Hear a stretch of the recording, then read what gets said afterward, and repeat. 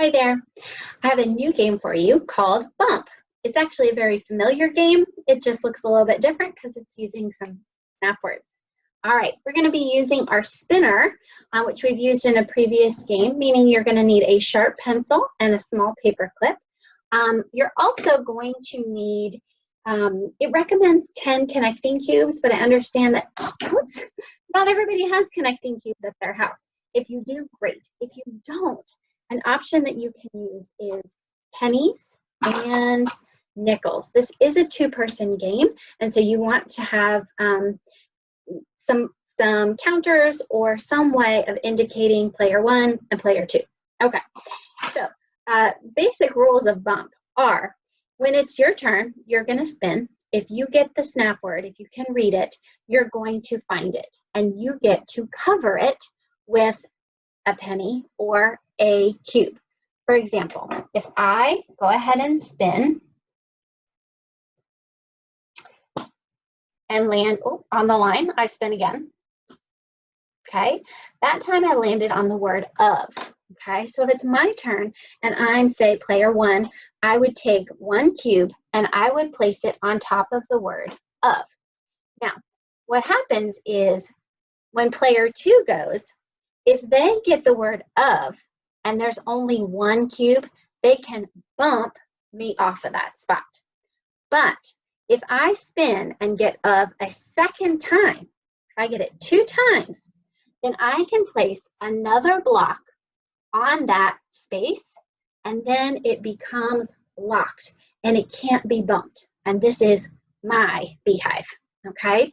So what that would look like if you had pennies versus nickels is I would just place a penny on top of the word of, okay?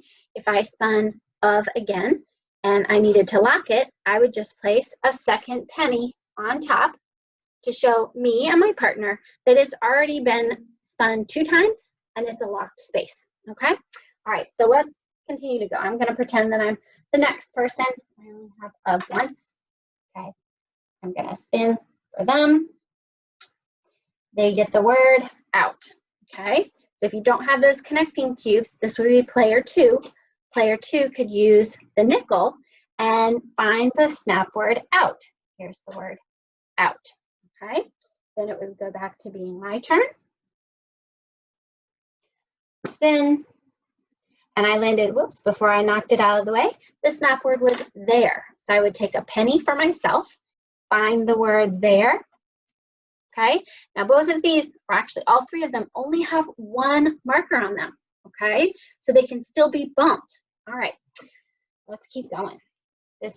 I'm spinning for player 2 now. Player 2, ooh, player 2 has also spun the word there. So there's 2 things that player 2 can do here. Player 2 can find the word there, see if it's somewhere else on the game board, and put their marker there. Or if they're clever, they're gonna go ahead and bump me out of the way. So because there's only 1 penny, they're gonna bump me and take my spot, which means my penny goes back in my collection and I only have 1 marker left on the board, okay? All right, my turn again. Oops. That was on the word when. When. There's the word when. Player 2. Ooh.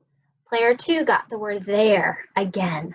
So as player 2 with their nickel, because player 2 already has 1 coin or 1 marker on this one, if player 2 selects to put 2 coins, that hive is locked. I can't bump them. That's theirs, okay? So you're going to continue to play until all of the hives are locked. And then at the end, you want to see which player 1 with pennies or player 2 with nickels, which player has the most hives that are locked.